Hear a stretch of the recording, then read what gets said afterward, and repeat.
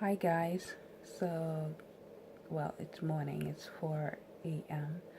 I can't sleep, so because the baby got me up, so I'm awake, and I wanted to come to you guys today because I was thinking about my postpartum body and fat and weight loss.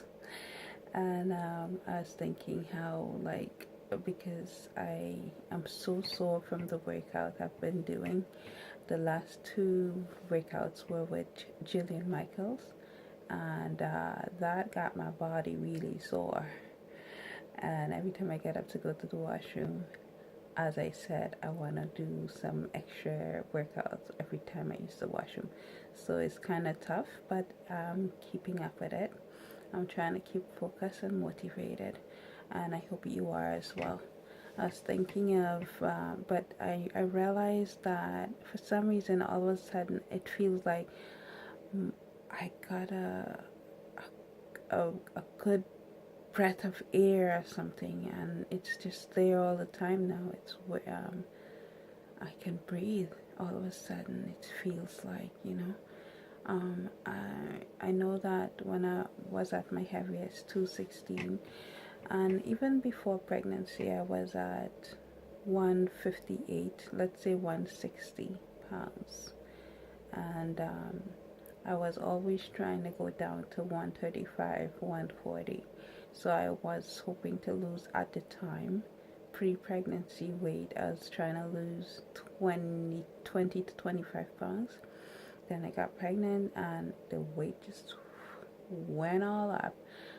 It's partly my fault. Well, I get cravings for ice cream. I have a sweet tooth, so I ate a lot of ice cream, especially coming down to the last trimester. Last trimester, you get so damn hungry. Like you crave a lot and you don't think, but that's the time you really have to try to control yourself because you pack on the pounds, man. Well, at least from my experience.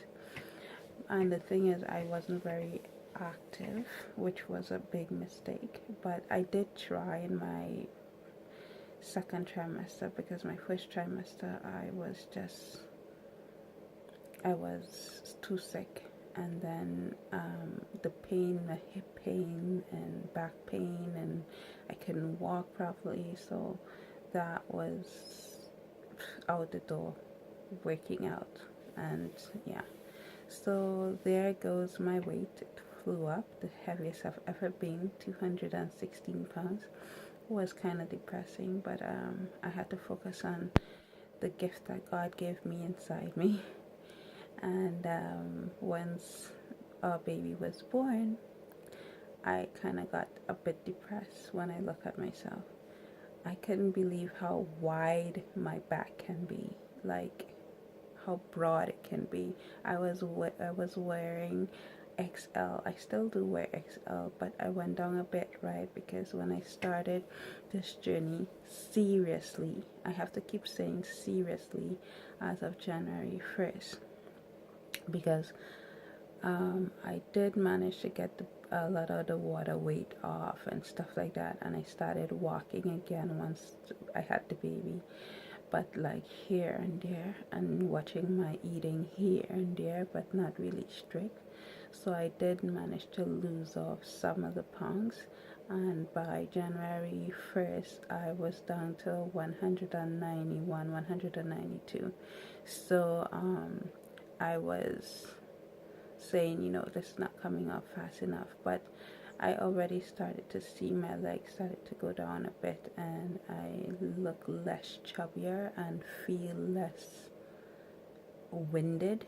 Like when I walk, like I couldn't believe, like a small step from here to there, I couldn't breathe. It's crazy, and my knees hurt. It still hurts. So I'm guessing it's probably from the weight gain. I thought it was because I was trying to do bike, but I was reading a lot too, and I never had knee problems, and my knees is hurting me. I guess it's probably from the weight gain.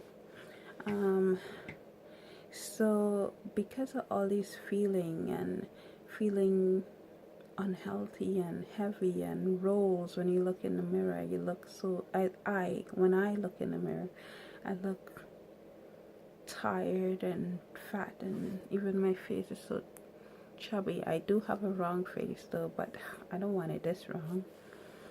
So this is what pushed me to try to be serious about my weight loss. Yeah, I've always wanted to be fit. Those girls with those abs and those nice legs with a little, not a big space, little space between the legs. I always kind of like that.